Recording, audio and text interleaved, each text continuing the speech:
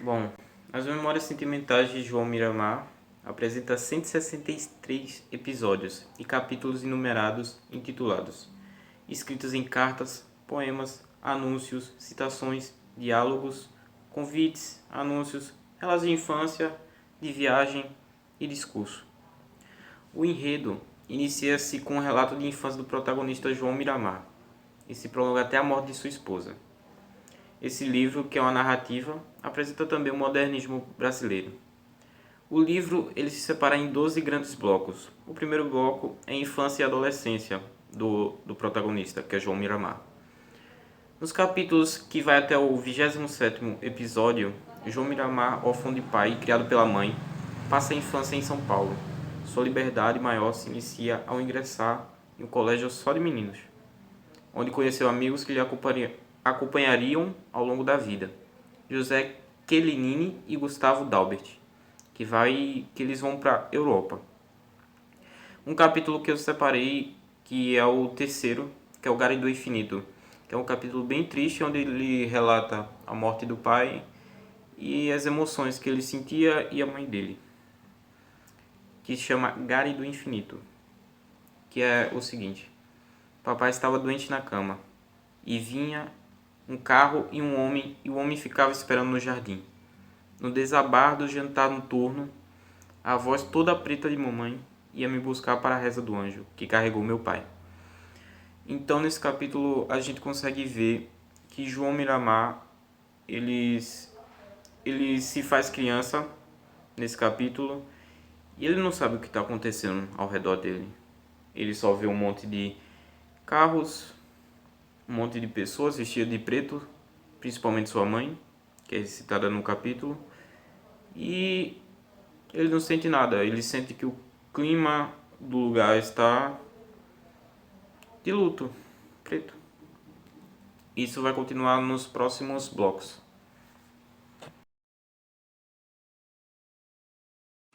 Eu vou falar da viagem de João Miramar até a Europa, que é citado nos capítulos 31 ao 56, no qual Miramar ele viaja por vários países e conhece várias cidades, mas ele fixa principalmente em Paris e Londres. No capítulo 42, Sorrento, é um dos momentos em que o casamento, que era a principal instituição burguesa da época, é criticada pelo autor, no que diz que casamento é um contrato indissolúvel, já que a realidade ela nega essa indissolubilidade das relações, tanto como é mostrado na decorrer da história, no qual a própria personagem acaba desfazendo seu casamento. Oswaldo ele também realiza alguns diálogos intertextuais, fazendo referência a autores, personagens e obras, como é observado no capítulo 47, Soho Square, no qual ele faz referência a Isadora Duncan, e no capítulo 51, 14 de julho, ele faz referência à vanguarda artística europeia. No capítulo 52, Indiferença, Miramar ele é sem dúvida algum poeta modernista, dialogando com a literatura romântica, à medida que ele vai referindo a sua viagem ao exterior. A gente não pode deixar de notar uma evolução que vai da infância para a mocidade e desta para a maturidade, que toma conta da sua própria cultura. Miramar, a viagem dele acaba sendo interrompida quando surge a notícia de que a mãe dele havia falecido. No capítulo 56, Órfão, no que diz: o céu jogava tinas de água sobre o noturno, que me devolvia a São Paulo. O comboio brecou lento para as ruas molhadas, furou a gare suntuosa e me jogou nos óculos menineiros. À noite, o sapo, o cachorro, o galo e o grilo. Triste, triste, triste, triste. Uberaba, aba, aba. Ataque aos relógios, tac-tac. Saias gordas e cigarros. Escreveu Oswald de Andrade em seu livro As Memórias Sentimentais de João Miramar. Nesse livro ele nos traz um conceito muito interessante e inovador à sua época, denominado por ele o poema piada, que é uma nova forma de se pensar a literatura, é uma nova forma de fazer literatura, porque ele traz a ideia de colocar um texto corrido dentro do arcabouço poético, obviamente fragmentando o texto e quebrando assim a sua linearidade. E com isso ele procura fazer, dentro desses trechos, críticas. São textos sarcásticos em sua maioria, como no caso citado aqui, A Casa da Parra Roxa, onde ele nos traz a ideia do desvelamento entre o campo e a cidade. E ele faz isso de uma maneira muito interessante, porque ele coloca aí um jogo sonoro no cri-cri-cri do grilo e o triste-triste da cidade.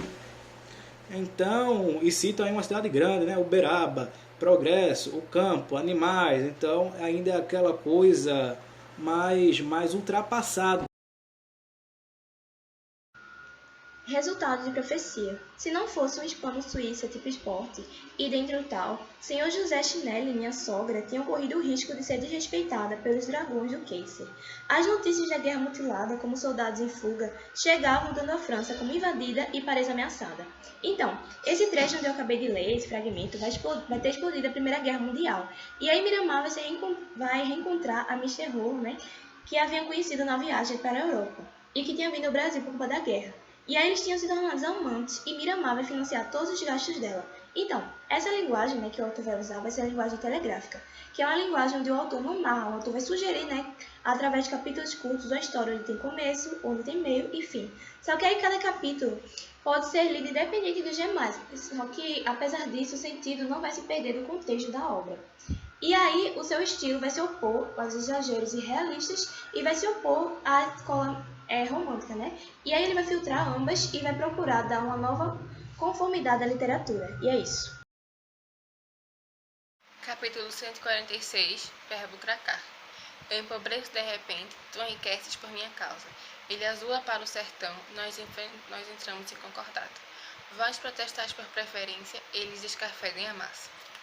O trecho desse poema evidencia e trata a respeito da falência de João Miramar, mediante e causado por seus investimentos em produções cinematográficas incentivados por sua mãe. O que leva João a investir todo o seu dinheiro nesse projeto é o fato dele objetivar um grande retorno financeiro e de provar para todos que não depende do dinheiro de Célia, sua esposa. No entanto, devido a divergências entre seus sócios, ele acaba falido e perde todo o seu dinheiro. Seguido disso, Célia descobre suas traições e suas extravagâncias, tanto financeiras quanto morais, e pede o divórcio. Assim, abandonado por todos, João passa a viver com sua filha Céliazinha e decide interromper suas memórias sentimentais, acabando assim o livro Memórias Sentimentais de João Miramar.